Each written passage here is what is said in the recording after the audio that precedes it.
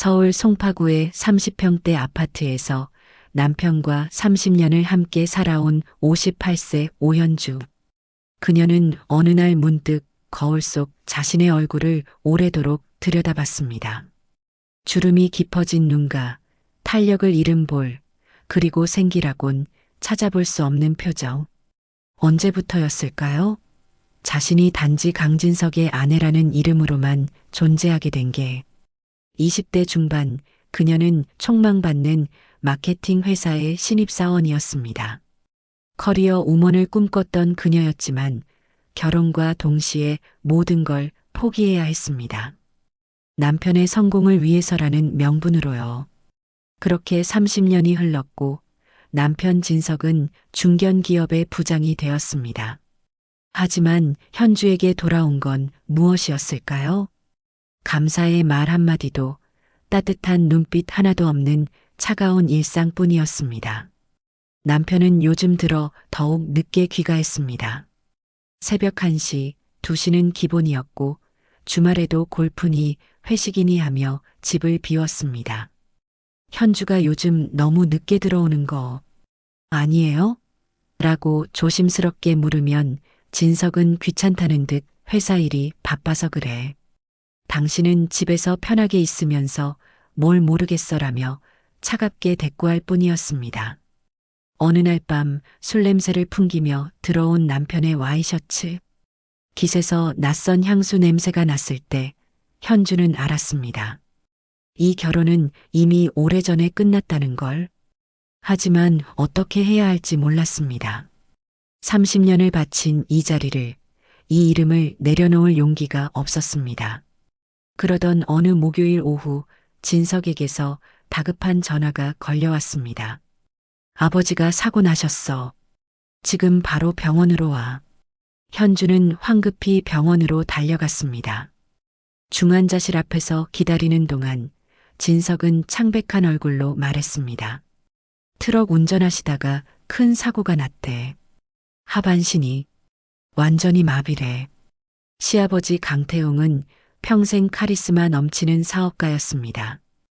은퇴 후에도 여전히 건강하고 활동적이었던 75세. 노인이 하루아침에 침대에 누워만 있어야 하는 신세가 된 것입니다. 한 달 후 퇴원 날 진석은 현주에게 통보했습니다. 아버지를 우리 집으로 모셔와야겠어. 당신이 간병 좀 해줘. 상의가 아니었습니다. 일방적인 통보였죠. 현주가 요양병원은 안 되나요? 라고 조심스럽게 물었지만 진석은 우리 아버지를 남의 손에 맡기라고? 며느리면 당연히 해야지라며 차갑게 말했습니다. 현주는 한숨을 삼켰습니다. 며느리로서의 도리. 그 무거운 짐이 또다시 그녀의 어깨를 짓눌렀습니다. 시아버지가 집으로 오던 날 현주는 안방을 비우고 작은 방으로 옮겼습니다. 진석은 아버지 모시기 편하게 안방을 들여야지라며 당연하다는 듯 말했습니다. 현주의 동의 따위는 필요하지 않았습니다.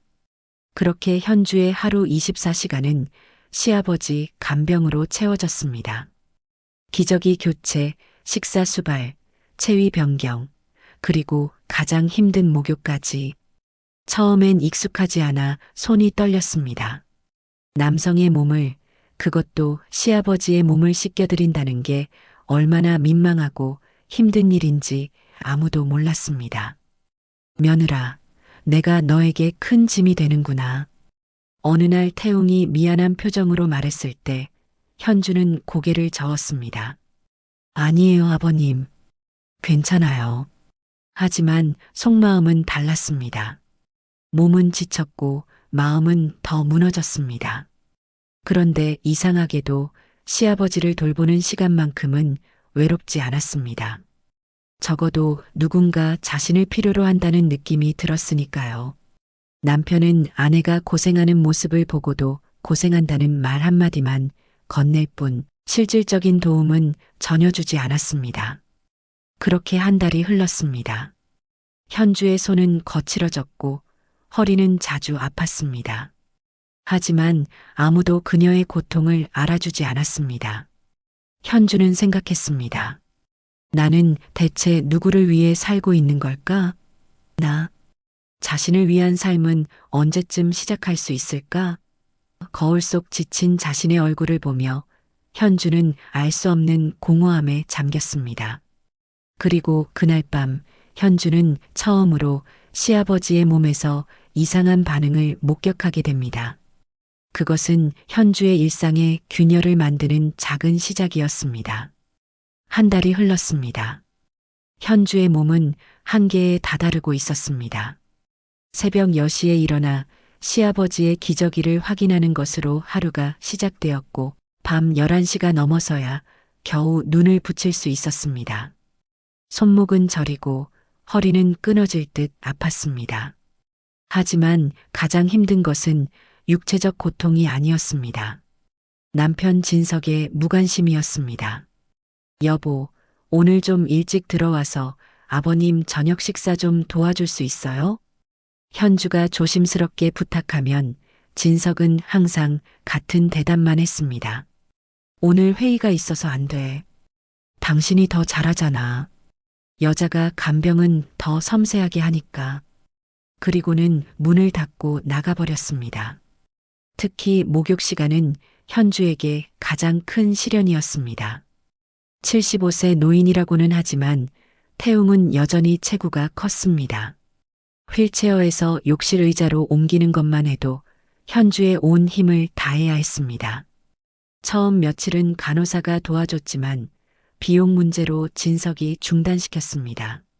매번 간호사 부르면 돈이 얼마나 드는데 당신이 하면 되잖아. 결국 현주 혼자 모든 것을 감당해야 했습니다. 목욕 시간마다 현주는 깊은 숨을 들이쉬며 마음을 다잡았습니다.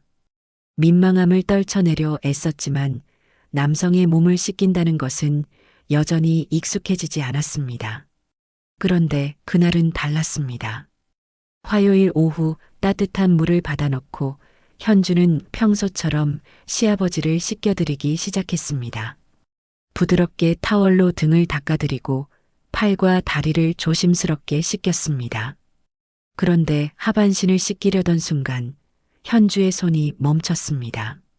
눈앞에서 믿을 수 없는 광경이 펼쳐진 것입니다. 하반신 완전 마비라고 했는데 분명히 그런 진단을 받았는데 태웅의 몸에서 예상치 못한 반응이 나타나고 있었습니다. 현주는 순간 얼굴이 화끈 달아올랐습니다. 당황한 나머지 고개를 돌렸고 애써 못 본 척하며 서둘러 목욕을 마쳤습니다. 미안하다. 태웅이 부끄러움에 고개를 숙이며 나지막이 사과했습니다.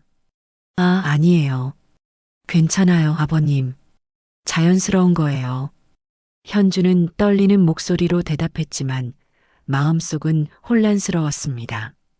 그날 밤 현주는 잠을 이룰 수 없었습니다. 낮에 본 광경이 자꾸만 떠올랐습니다. 혹시 의사가 오진한 건 아닐까? 하반신 마비인데 어떻게 저런 반응이? 현주는 휴대폰을 꺼내 검색하기 시작했습니다. 척추 손상 환자도 반사적 반응이 나타날 수 있다는 의학 정보가 나왔습니다. 그래, 그냥 반사작용이었겠지. 의미 없는 거야. 스스로를 설득하려 했지만 마음 한구석이 묘하게 일렁였습니다. 다음 날 목욕 시간 같은 일이 반복되었습니다. 그리고 그 다음 날도 사흘 연속 같은 반응이 나타나자 현주는 더 이상 단순한 반사작용이라고만 생각할 수 없었습니다. 무언가 다른 의미가 있는 것 같았습니다. 태웅 역시 매번 미안해하며 고개를 돌렸지만 그의 귓불이 붉게 물드는 것을 현주는 놓치지 않았습니다. 부끄러워하는 것, 그것은 감정이 있다는 뜻이었습니다. 금요일 저녁 남편 진석이 또다시 늦는다는 문자를 보내왔습니다. 회식 있어. 늦을 것 같아. 짧고 무심한 문자였습니다. 현주는 한숨을 쉬며 휴대폰을 내려놓았습니다. 그리고 거실에서 TV를 보고 계시는 시아버지를 바라봤습니다. 태웅은 휠체어에 앉아 뉴스를 보고 있었지만 현주와 눈이 마주치자 어색하게 시선을 돌렸습니다. 그 순간 현주는 깨달았습니다. 시아버지도 자신을 의식하고 있다는 것을. 목욕 시간에 그 반응이 단순히 신체적인 것만은 아니었다는 것을. 그날 밤 목욕을 시키면서 현주는 이전과 다른 감정을 느꼈습니다. 처음처럼 민망하거나 당황스럽지 않았습니다. 오히려 묘한 긴장감이 흘렀습니다. 따뜻한 물이 흐르는 욕실 안 수증기가 가득한 그곳에서 현주는 시아버지의 몸을 씻기며 생각했습니다. 남편은 나를 여자로 보지도 않는데 아버님은. 위험한 생각이었습니다. 현주는 황급히 고개를 저으며 그 생각을 떨쳐냈습니다. 하지만 이미 마음속에 작은 불씨가 지펴진 것을 부정할 수 없었습니다. 목욕을 마치고 태웅을 침대에 눕혀드리면서 현주는 그의 손을 잡았습니다. 아버님, 너무 부끄러워하지 마세요. 정말 괜찮아요. 태웅이 현주를 바라봤습니다. 그의 눈빛에는 미안함과 동시에 다른 감정이 섞여 있었습니다. 며느리 고맙네. 내가 정말 많이 민망했는데 괜찮다니까요. 현주는 부드럽게 미소 지었습니다. 그 미소 뒤에 어떤 감정이 숨어 있는지 현주 자신도 정확히 알 수 없었습니다. 밤 11시가 넘어 진석이 돌아왔습니다. 술 냄새와 함께 또다시 낯선 향수 냄새가 풍겼습니다. 현주는 아무 말도 하지 않았습니다. 더 이상 남편에게 기대하는 것도 따지는 것도 지쳤습니다. 진석은 씻지도 않고 침대에 쓰러져 곧바로 잠들었습니다. 현주는 천장을 바라보며 생각했습니다. 나는 지금 무엇을 느끼고 있는 걸까? 대답은 쉽게 나오지 않았습니다. 다만 한 가지는 확실했습니다. 시아버지를 대하는 자신의 시선이 조금씩, 아주 조금씩 변하고 있다는 것을. 솔직히 고백하자면 그때부터였던 것 같습니다. 제 마음속에 이상한 감정이 싹트기 시작한 게. 저는 거울 앞에 서서 제 모습을 오래도록 바라봤습니다. 58세, 주름진 얼굴, 처진 몸매. 나는 이제 여자로서 끝난 걸까? 그런 생각이 들 때마다 가슴 한구석이 서늘해졌습니다. 남편은 제게 더 이상 관심이 없었으니까요. 언제부터였을까요? 남편이 저를 여자가 아닌 그냥 집안일 하는 사람으로만 대하기 시작한 게 최근 몇 달간은 더 심해졌습니다. 진석은 거의 매일 밤 11시가 넘어서 들어왔고 주말에도 약속이 있다며 집을 비웠습니다. 어느 토요일 밤이었습니다. 새벽 1시가 넘어 들어온 남편의 와이셔츠에서 제가 쓰지 않는 향수 냄새가 났습니다. 달콤하면서도 무거운 젊은 여자들이 뿌릴 법한 그런 향기였습니다. 여보, 이 냄새. 제가 조심스럽게 물었지만 남편은 귀찮다는 듯 대답했습니다. 회식 자리에 여직원들도 있었어. 그냥 스친 거겠지. 왜 자꾸 그런 걸 따져? 저는 더 이상 묻지 못했습니다. 물어봤자 달라질 게 없다는 걸 알았으니까요. 그날 밤 저는 혼자 침대에 누워 천장을 바라보며 울었습니다. 30년을 함께 산 남편이 이제는 낯선 사람처럼 느껴졌습니다. 그런데 이상했습니다. 시아버지를 돌보는 시간만큼은 제 마음이 조금 편안해졌습니다. 적어도 시아버님은 제게 고맙다, 미안하다는 말을 건네셨으니까요. 제가 식사를 드리면 오늘 반찬이 특히 맛있네라고 말씀하시고 옷을 갈아입혀 드리면 며느리 덕분에 살아라며 감사해 하셨습니다. 남편에게서는 몇 년째 듣지 못한 말들이었습니다. 그렇게 저도 모르게 시아버님과 남편을 비교하기 시작했습니다. 화요일 저녁 시아버님께 저녁을 드리다가 문득 그분의 손을 봤습니다. 나이가 있으셔도 여전히 굵고 힘이 있어 보이는 손이었습니다. 반면 남편의 손은 요즘 저를 한 번도 잡아주지 않았습니다. 잠자리도 몇 달째 없었고 심지어 같은 침대에서 자면서도 등을 돌리고 잤습니다. 나는 정말 이대로 늙어가는 걸까? 아무도 나를 여자로 봐주지 않은 채? 그런 생각이 들 때마다 가슴이 답답했습니다. 그러던 어느 날 밤, 저는 우연히 이상한 소리를 들었습니다. 새벽 2시쯤이었을까요? 시아버님 방에서 뭔가 움직이는 듯한 소리가 들렸습니다. 저는 조심스럽게 문을 열고 들어갔습니다. 어둠 속에서 시아버님이 침대에 누워 계셨는데 다리 쪽 이불이 살짝 움직이는 것 같았습니다. 아버님, 괜찮으세요? 제가 속삭이듯 물었지만 시아버님은 응, 괜찮아.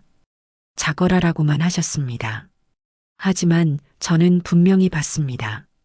다리가 미세하게 움직이는 걸, 하반신 완전 마비라며? 그런데 어떻게? 다음 날 저는 인터넷을 뒤지기 시작했습니다. 척추 손상 환자의 회복 사례, 부분 마비와 완전 마비의 차이. 여러 의학 정보를 읽으면서 저는 확신하게 되었습니다. 시아버님은 완전 마비가 아닙니다. 적어도 일부 감각은 돌아오신 것 같았습니다. 그런데 왜 숨기시는 걸까? 왜 아들인 진석에게조차 말씀하지 않으시는 걸까?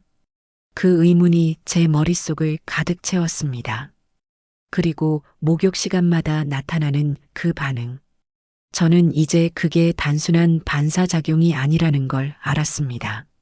시아버님도 감정이 있으신 것입니다. 저를 의식하고 계신 거예요. 그 생각이 들자 묘한 감정이 밀려왔습니다. 두려움인지 설렘인지 아니면 호기심인지 저도 정확히 알 수 없었습니다. 하지만 한 가지는 확실했습니다. 제 안에 뭔가가 깨어나고 있다는 것. 금요일 오후 목욕을 시켜드리면서 저는 시험해 보고 싶었습니다. 평소보다 조금 더 천천히, 조금 더 가까이 다가가 시아버님의 몸을 닦았습니다. 그리고 반응을 살폈습니다. 역시나 예상했던 대로였습니다. 시아버님의 숨소리가 미세하게 거칠어졌고 몸이 긴장하는 게 느껴졌습니다. 아버님, 혹시 불편하세요? 제가 물었을 때 시아버님은 고개를 저으며 아니야, 괜찮아라고 하셨지만 그분의 귓불은 붉게 물들어 있었습니다. 저는 그날 밤 제 자신에게 물었습니다. 나는 지금 무엇을 하고 있는 걸까? 이건 잘못된 거 아닐까? 하지만 동시에 다른 생각도 들었습니다. 남편은 나를 쳐다보지도 않는데 시아버님은 날 여자로 봐주시는 것 같은데 이게 뭐가 잘못된 걸까? 위험한 생각이라는 걸 알았습니다. 하지만 멈출 수가 없었습니다. 다음 날 토요일 남편은 또 골프를 간다며 아침 일찍 나갔습니다. 늦을 거야. 저는 대답도 하지 않았습니다. 이제는 화도 나지 않았습니다. 그저 무감각해졌을 뿐입니다. 남편이 나가고 집에는 저와 시아버님만 남았습니다. 조용한 집안 거실에서 TV를 보시는 시아버님을 보며 저는 생각했습니다. 저를 필요로 하는 사람은 남편이 아니라 바로 이분이라는 것을, 저를 여자로 봐주시는 분도 이분뿐이라는 것을. 오후가 되어 목욕 시간이 왔습니다. 욕실 문을 닫는 순간 제 심장이 빠르게 뛰기 시작했습니다.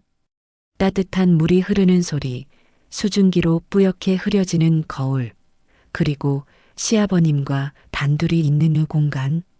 저는 평소보다 더 천천히, 더 조심스럽게 시아버님의 몸을 씻겨드렸습니다. 그리고 속삭이듯 물었습니다.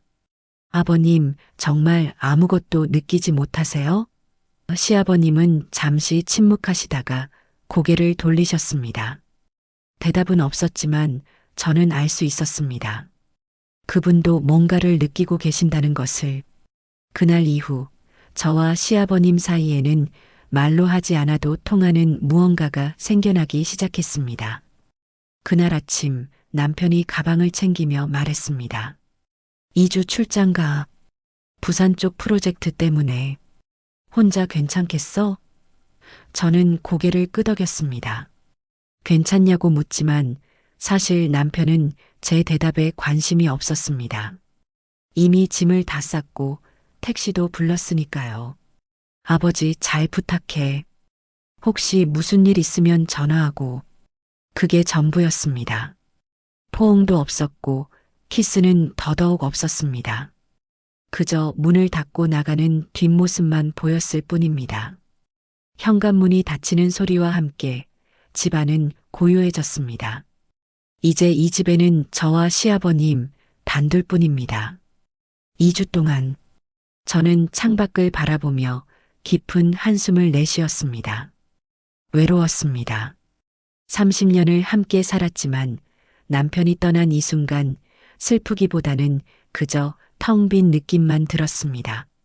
사랑도 미련도 남지 않은 그런 관계였습니다. 그날 밤 저는 잠들지 못하고 뒤척였습니다. 남편의 빈자리가 아니라 제 인생의 빈자리가 너무 크게 느껴졌습니다. 나는 대체 무엇을 위해 살아온 걸까? 58년의 인생 중에서 나를 위한 시간은 얼마나 됐을까? 눈물이 흘러내렸습니다. 베개를 적시며 소리 없이 울었습니다.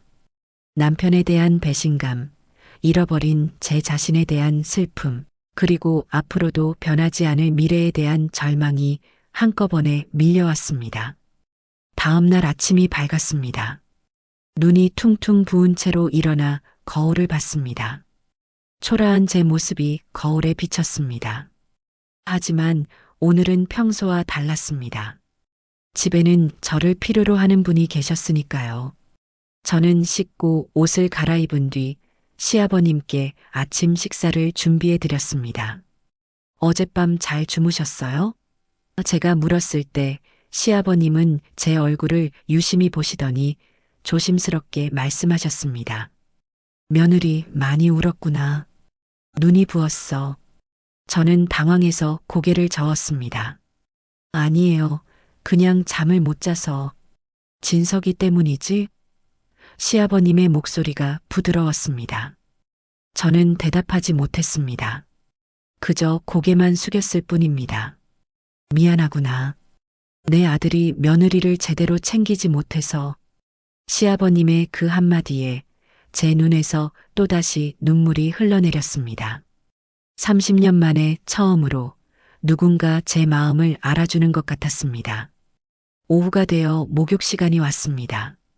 평소처럼 시아버님을 욕실로 모셨지만 오늘은 제 손이 유난히 떨렸습니다. 마음이 복잡했습니다. 따뜻한 물이 욕조에 가득 차고 수증기가 욕실을 가득 채웠습니다. 저는 시아버님을 욕조 의자에 앉히고 천천히 몸을 씻겨드리기 시작했습니다. 그런데 오늘은 더 이상 참을 수가 없었습니다. 알고 싶었습니다. 진실을. 아버님, 제가 떨리는 목소리로 말을 꺼냈습니다. 혹시 다리 쪽으로 감각이 조금이라도 있으세요? 시아버님은 순간 굳어지셨습니다. 고개를 돌리려 하셨지만 저는 그분의 어깨를 붙잡았습니다. 진짜 아무것도 못 느끼세요? 제 목소리에는 간절함이 묻어났습니다. 시아버님은 한참을 침묵하시다가 결국 작은 목소리로 고백하셨습니다. 사실은 몇 주 전부터 조금씩 돌아오기 시작했어. 다리는 여전히 안 움직이지만 다른 부분은 느낄 수 있어. 제 심장이 쿵하고 내려앉았습니다. 역시 그랬구나. 제 예상이 맞았습니다. 그럼 왜 말씀 안 하신 거예요? 진석이한테라도 말씀하셨어야죠. 말할 수 없었어. 시아버님의 목소리가 낮아졌습니다. 며느리 때문에. 저 때문에요? 저는 눈을 크게 떴습니다. 무슨 말씀이세요?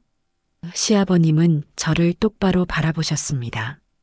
그분의 눈빛에는 부끄러움과 동시에 어떤 간절함이 담겨 있었습니다.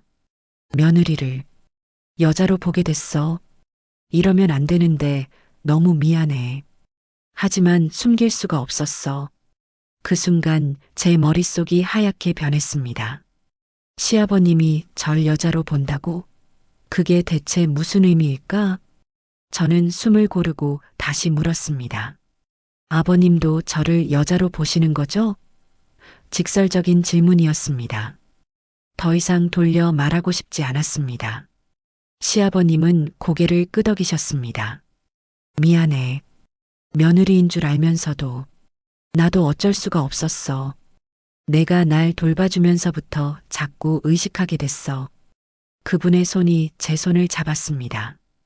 이러면 안 되는 거 알아. 하지만요? 제가 속삭였습니다. 하지만 널 보면 심장이 뛰어. 내 손길이 닿으면 온몸이 떨려. 75살 늙은이가 무슨 말도 안 되는 소리를 하는지 모르겠지만 이건 진심이야. 시아버님의 고백에 제 가슴도 뛰기 시작했습니다. 제가 느낀 것이 착각이 아니었습니다. 시아버님도 저를 느끼고 계셨던 겁니다. 저는 눈을 감았습니다. 그리고 천천히 말했습니다. 남편은 저에게 관심이 없어요. 벌써 몇 년째 절 여자로 안 봐요. 하지만 아버님은 다르잖아요. 제 목소리가 떨렸습니다. 저도요, 아버님을 의식하고 있었어요. 이러면 안 되는 거 알면서도 욕실 안은 고요했습니다. 따뜻한 수증기만이 우리를 감싸고 있었습니다. 시아버님이 제 뺨을 쓰다듬으셨습니다. 따뜻하고 부드러운 손길이었습니다. 이러면 안 돼.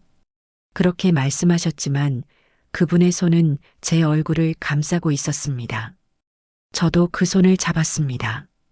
이 순간만큼은 후회하지 않을래요. 제가 속삭였습니다. 그리고 저희는 천천히, 아주 천천히 서로에게 다가갔습니다. 시아버님의 입술이 제 입술에 닿았습니다.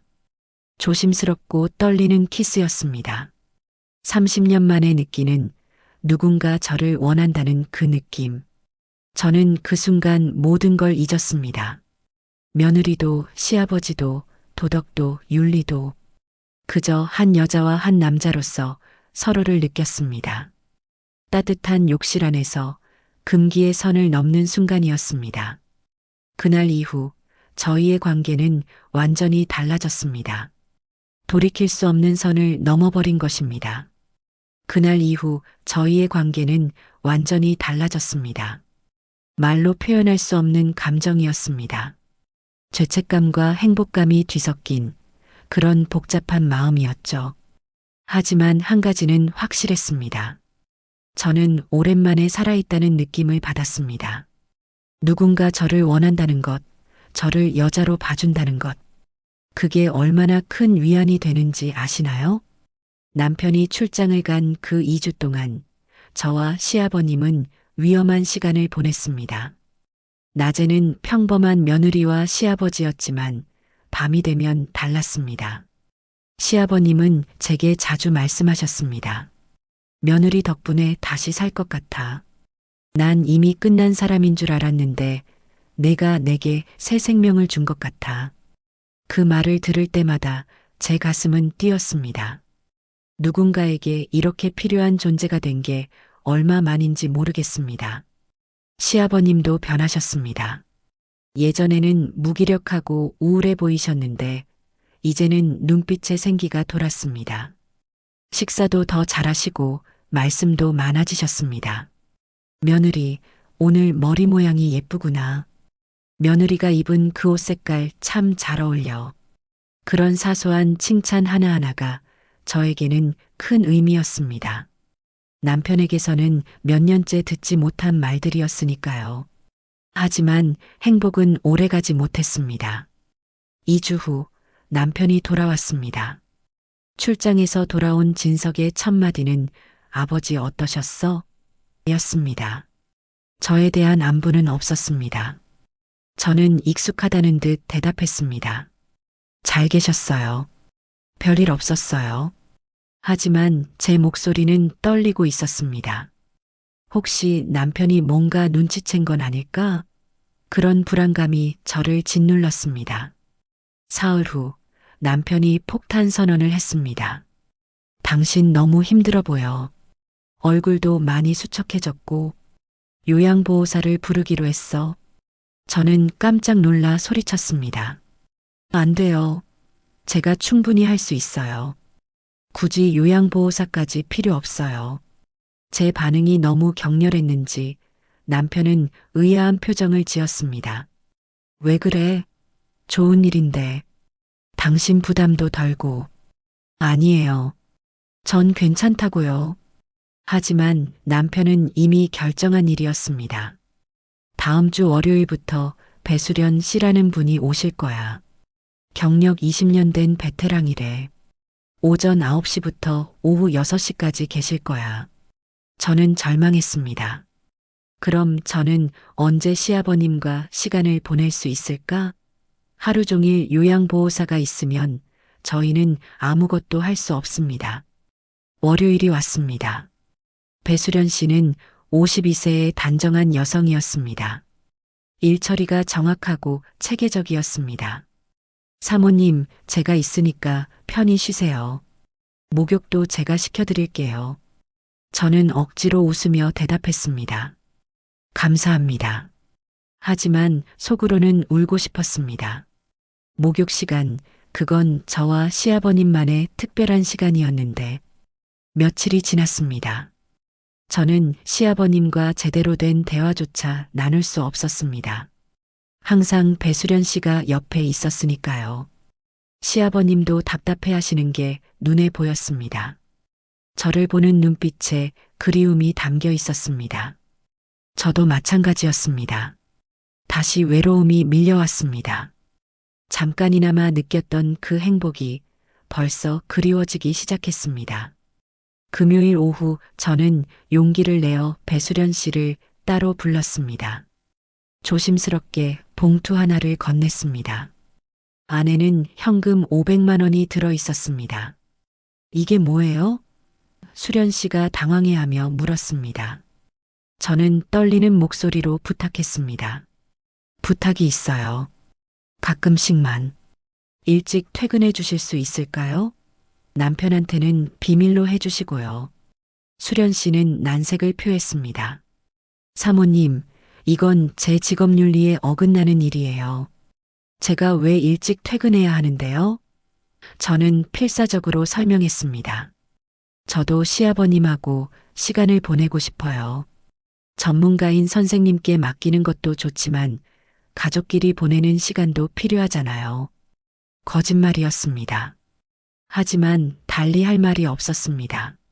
수련 씨는 한참을 고민하더니 결국 봉투를 받았습니다. 일주일에 2번만요.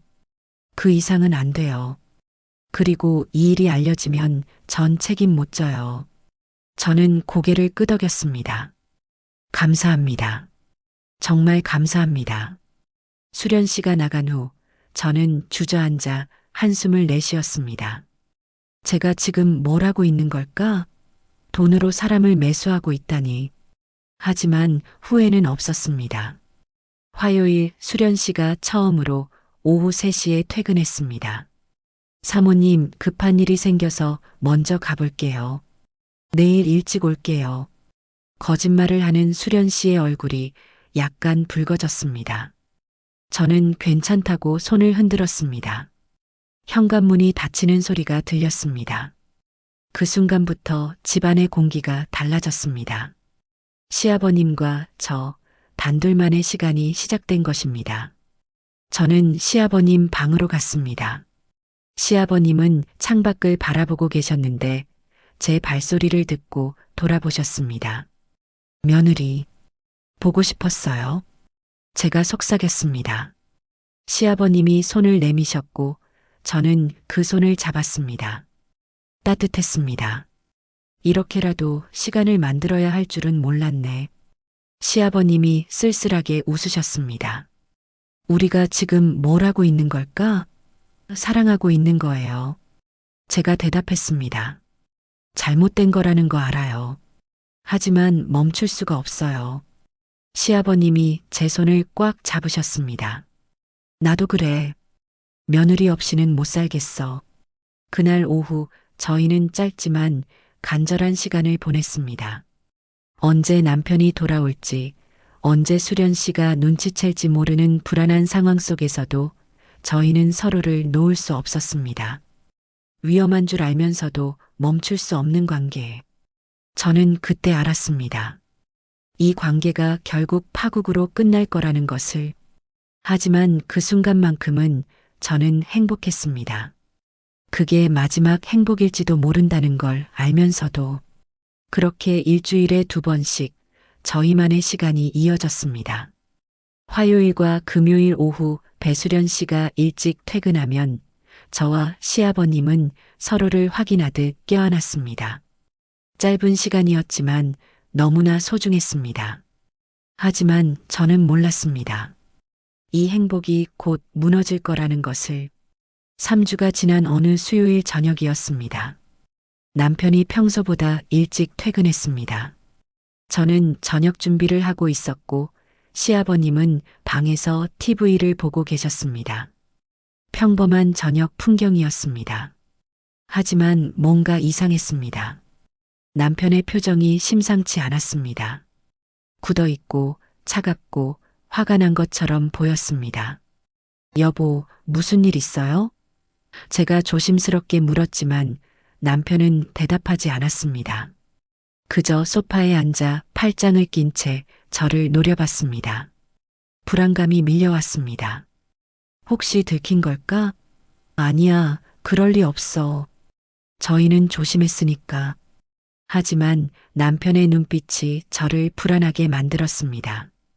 1시간쯤 지났을까요? 초인종이 울렸습니다.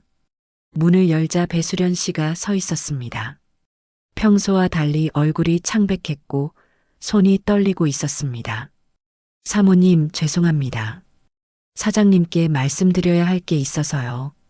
제 심장이 멎는 것 같았습니다. 아니, 설마.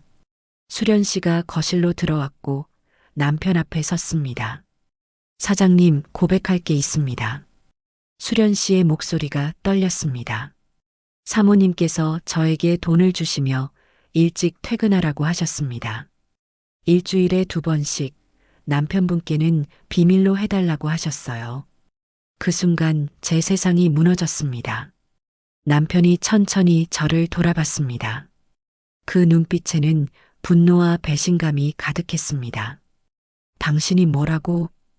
남편의 목소리가 낮고 위협적이었습니다. 저는 말을 더듬었습니다. 그게 500만 원을 줬다고 하던데 대체 왜? 저는 대답할 수 없었습니다. 무슨 말을 해야 할까? 변명을 찾으려 했지만 머릿속이 하얗게 변했습니다. 수련 씨가 고개를 숙이며 말했습니다. 죄송합니다. 직업윤리를 어긴 제 잘못이 큽니다. 하지만 양심상 더 이상 숨길 수가 없었습니다. 수련 씨가 나간 후 집안은 무거운 침묵에 휩싸였습니다. 남편이 천천히 일어나 저에게 다가왔습니다. 대체 왜 그런 짓을 한 거야? 간호사 없이 아버지랑 뭘 하려고? 저는 고개를 숙였습니다. 그냥 가족끼리 시간을 보내고 싶어서요. 거짓말하지 마. 남편이 소리쳤습니다. 그때 시아버님 방문이 열렸습니다. 진서가. 시아버님이 휠체어를 타고 나오셨습니다. 내가 그랬다. 내가 며느리한테 부탁했어. 나랑 함께 있고 싶어서 그랬다. 남편은 어리둥절한 표정으로 아버지를 바라봤습니다. 아버지, 무슨 말씀이세요? 며느리가 나한테는 소중해. 간호사보다 며느리가 더 좋아서 그런 거야. 남편은 처음에는 아버지가 며느리를 아끼는 마음에서 그런 말을 하신 줄 알았습니다. 하지만 시아버님의 다음 말이 모든 걸 바꿔놓았습니다. 진서가 미안하다. 나는 며느리를 여자로 보게 됐다. 그 한마디에 거실의 공기가 얼어붙었습니다. 남편의 얼굴이 사색이 되었습니다. 지금 무슨 소리 하시는 겁니까? 남편의 목소리가 떨렸습니다. 아버지, 설마. 그래. 내가 생각하는 그대로다. 내가 며느리를 좋아하게 됐어. 이러면 안 되는 거 알아. 하지만 어쩔 수가 없었어. 시아버님의 고백에 남편은 비틀거렸습니다. 벽에 손을 짚고 겨우 몸을 지탱했습니다. 아버지가 미쳤습니까? 며느리를 여자로 봤다고요? 남편의 목소리에 분노가 폭발했습니다. 그리고 저를 향해 돌아섰습니다. 너도 뭔가 말해봐. 아버지가 지금 무슨 소리 하시는 건지 알아? 저는 고개를 들 수 없었습니다. 눈물이 흘러내렸습니다. 제 침묵이 모든 걸 말해주고 있었습니다. 대답해. 남편이 소리쳤습니다. 너도 아버지를 그런 식으로 본 거야? 저는 떨리는 목소리로 겨우 대답했습니다. 미안해요. 미안하다고? 미안하다고? 남편이 비웃었습니다.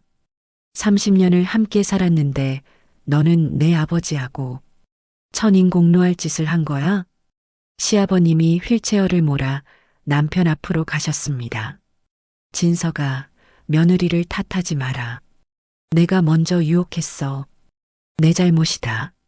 아버지, 입 다물어요. 남편이 소리쳤습니다. 하반신 마비 환자가 어떻게 며느리를 유혹해요? 말이 됩니까? 나는 완전 마비가 아니야. 몇 주 전부터 감각이 돌아왔어. 다리는 안 움직이지만 다른 건 괜찮아. 그 말에 남편은 완전히 무너졌습니다. 소파에 주저앉아 머리를 감싸쥐었습니다. 이게 꿈이야, 악몽이야. 내 아버지가, 내 아내가. 남편의 울부짖음이 거실을 가득 채웠습니다. 저도 무릎을 꿇고 앉았습니다. 모든 게 끝났습니다. 30년의 결혼 생활이, 이 가정이, 모든 게 한순간에 무너져 내렸습니다. 여보, 미안해요. 정말 미안해요.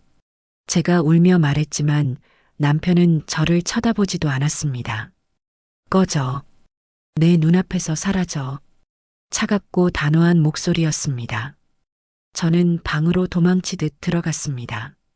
문을 닫고 바닥에 주저앉아 소리 없이 울었습니다. 거실에서는 남편과 시아버님의 목소리가 들렸습니다. 싸우는 소리, 우는 소리, 그리고 무너지는 소리. 그날 밤은 지옥이었습니다. 저는 방 안에 갇혀 있었고 남편은 거실에서 밤을 새웠습니다. 시아버님은 방문을 닫고 나오지 않으셨습니다. 한 지붕 아래 있지만 저희는 이미 완전히 갈라져 있었습니다. 돌이킬 수 없는 선을 넘어버린 데가 그것은 너무나 혹독했습니다. 다음 날 아침 저는 방문을 열고 나갈 용기가 없었습니다. 하지만 남편이 먼저 문을 두드렸습니다. 아니, 두드린 게 아니라 차버렸습니다. 나와. 지금 당장. 저는 떨리는 다리를 이끌고 문을 열었습니다. 남편의 얼굴은 하룻밤 사이에 10년은 늙어 보였습니다. 눈밑은 퀴퀴했고 머리는 헝클어져 있었습니다. 차 가져와. 아버지 모시고 병원 간다. 남편의 목소리는 차갑고 단호했습니다. 병원은 왜요? 닥치고 차나 가져와. 저는 더 이상 묻지 못했습니다. 남편은 시아버님 방으로 가서 억지로 휠체어에 앉히기 시작했습니다. 진서가 이러지 마라. 시아버님이 만류하셨지만 소용없었습니다. 아버지, 가만히 계세요. 제가 하는 대로만 하시면 됩니다. 병원까지 가는 차 안은 무덤처럼 조용했습니다. 저는 뒷좌석에 앉아 창밖만 바라봤습니다. 시아버님은 조수석에 앉아 눈을 감고 계셨습니다. 남편은 악을 쓰듯 운전대를 잡고 있었습니다. 30분쯤 달려 대학병원에 도착했습니다. 남편은 재활의학과를 찾아가 의사를 만났습니다. 선생님, 저희 아버지 정밀 검사 다시 받을 수 있을까요? 하반신 완전 마비 진단 받으셨는데 뭔가 이상한 것 같아서요. 의사는 차트를 보더니 고개를 끄덕였습니다. 그러시죠. 척추 손상 환자는 시간이 지나면서 회복되는 경우도 있으니까요. 그렇게 시아버님은 여러 검사를 받으셨습니다. MRI, 신경전도 검사, 감각 검사까지. 2시간이 넘게 걸렸습니다. 결과를 기다리는 동안 저와 남편은 대기실에 앉아 있었습니다. 한마디도 나누지 않았습니다. 저는 손톱을 뜯으며 불안에 떨었습니다. 남편은 팔짱을 낀 채 천장만 바라봤습니다. 그렇게 1시간쯤 지났을까요? 의사가 우리를 진료실로 불렀습니다. 검사 결과 나왔습니다. 의사가 모니터를 보여주며 설명하기 시작했습니다. 흉추 11번, 12번 손상으로 인한 하지 마비는 맞습니다. 하지만 완전 마비는 아니고요. ASIA 척도로 보면 C등급 정도입니다. 다리 움직임은 제한적이지만 감각신경은 상당 부분 살아났습니다. 특히 의사가 잠시 멈췄습니다. 특히 골반 부위와 생식기 쪽 신경은 기적적으로 많이 회복되었습니다. 남편의 주먹이 떨렸습니다. 그럼 그쪽 기능도 정상이라는 말씀입니까? 완전히 정상은 아니지만 상당 부분 가능합니다. 솔직히 이 정도 회복은 드문 케이스입니다. 의사의 말에 남편은 눈을 감았습니다. 저도 숨이 막혔습니다. 이제 남편은 모든 걸 알게 된 것입니다. 시아버님이 거짓말을 한 게 아니라는 것을. 병원을 나오는 길 남편이 저를 붙잡았습니다. 너 이거 알고 있었지? 저는 고개를 저었습니다. 몰랐어요. 진짜 몰랐어요. 거짓말하지 마. 남편이 소리쳤습니다. 병원 복도에 있던 사람들이 저희를 쳐다봤습니다. 간호사한테 돈 주고 일찍 보낸 거 둘이 뭘 하려고 그랬겠어? 이제 다 들통났어. 집에 돌아온 남편은 곧바로 선언했습니다. 이혼한다. 저는 그 말을 예상하고 있었습니다. 하지만 막상 듣고 나니 무너지는 것 같았습니다. 여보, 나한테 여보라고 부르지 마. 토 나와. 남편은 방으로 들어가더니 서류 가방을 꺼냈습니다. 내일 변호사 선임할 거야. 위자료? 한 푼도 없어. 오히려 내가 나한테 물어내야지. 그날 밤 저는 유일한 친구인 미진에게 전화를 걸었습니다. 울면서 모든 상황을 설명했습니다. 미진아, 나 어떡하지? 나 정말 잘못한 거 맞아? 하지만 전화기 너머 미진의 목소리는 차가웠습니다. 현주야, 솔직히 너 미쳤어. 어떻게 시아버지랑 그런 짓을 해? 30년 결혼 생활을 그렇게 망쳐? 하지만 남편이 날 너무 외롭게 했잖아. 나도 여자인데. 그게 변명이 돼? 외로우면 시아버지랑 자도 된다고? 미진의 목소리에 분노가 담겨 있었습니다. 미안하지만 넌 나한테 실망이야. 더 이상 연락하지 마. 너 같은 친구 둘 수 없어. 뚝. 전화가 끊겼습니다. 저는 휴대폰을 떨어뜨렸습니다. 유일한 친구마저 저를 떠났습니다.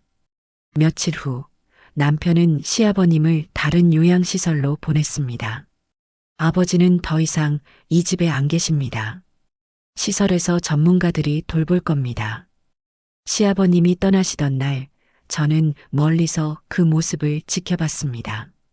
시아버님이 저를 돌아보셨지만 저는 다가갈 수 없었습니다. 남편이 그 사이를 가로막고 있었으니까요. 며느리.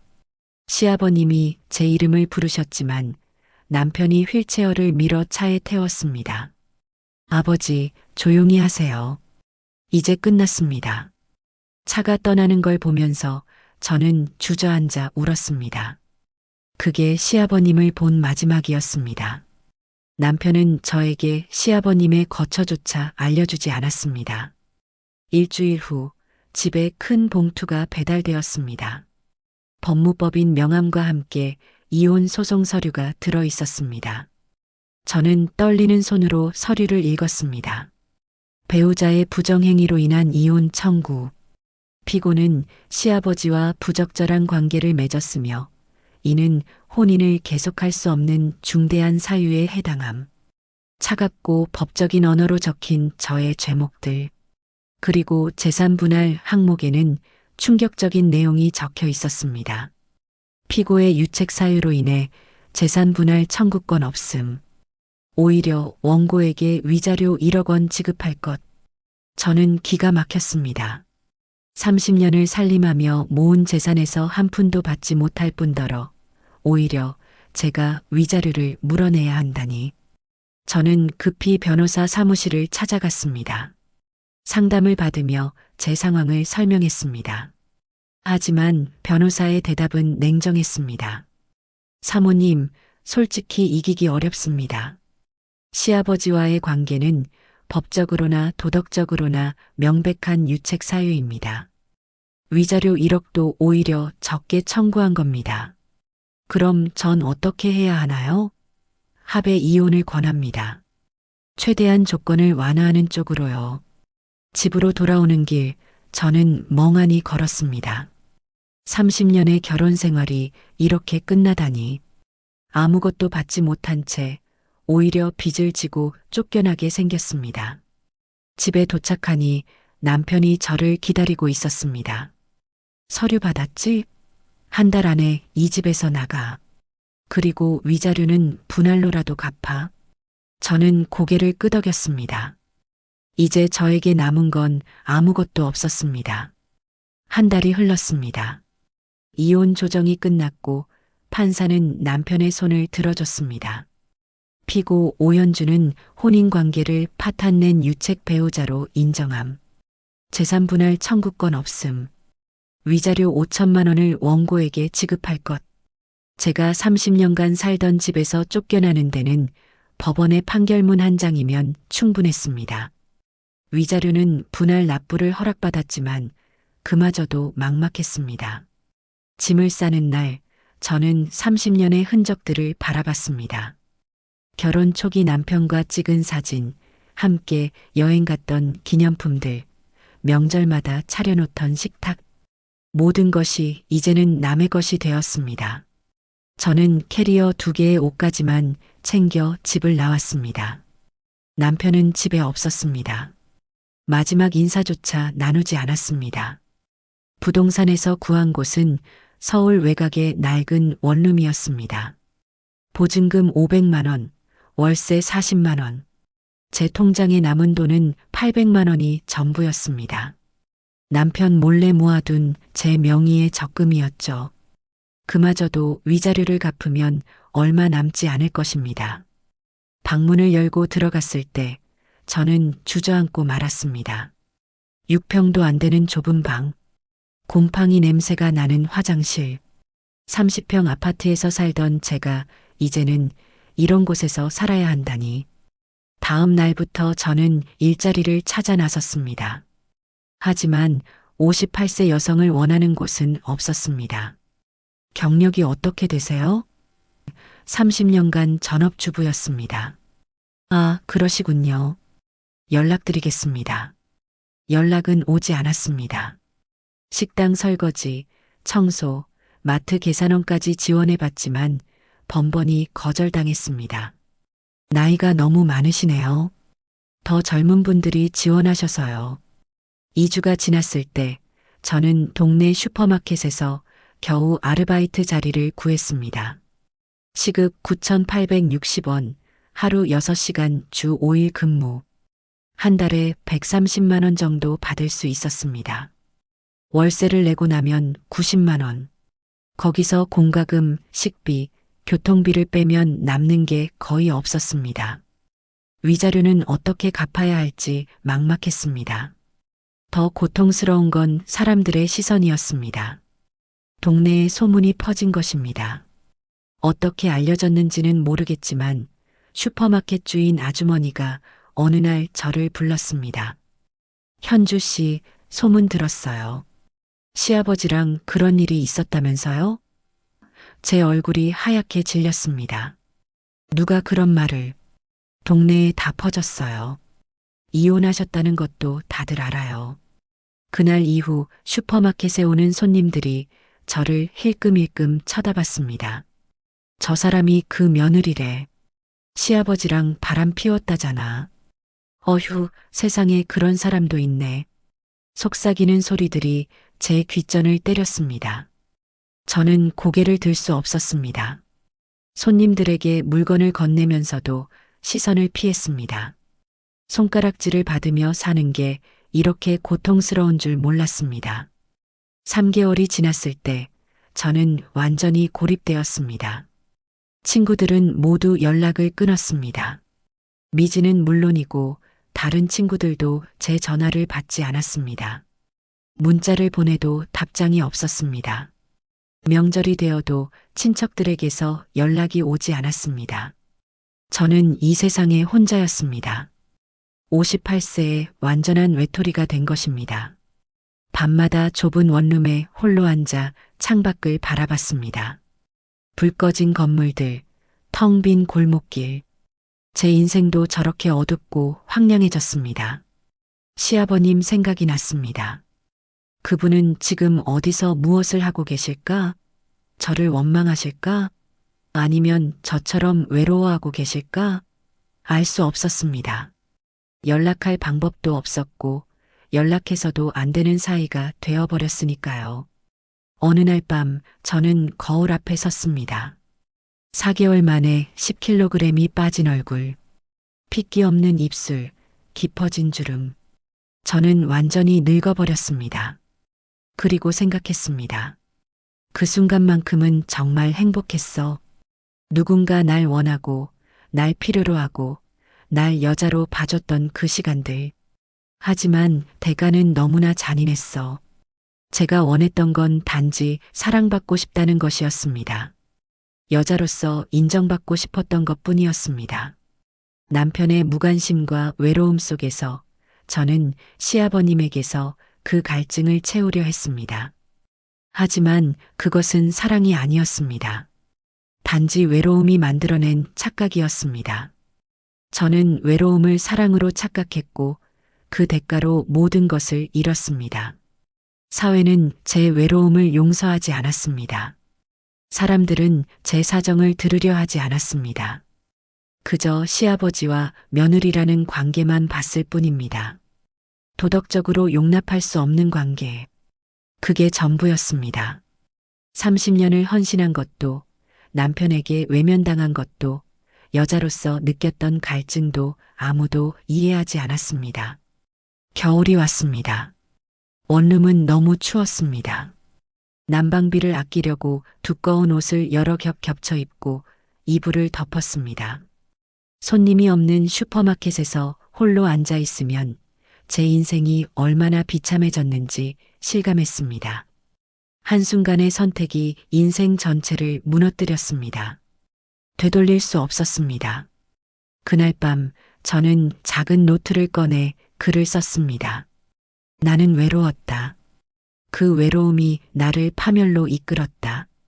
황혼의 나이에도 여전히 사랑받고 싶었고 여자로 인정받고 싶었다.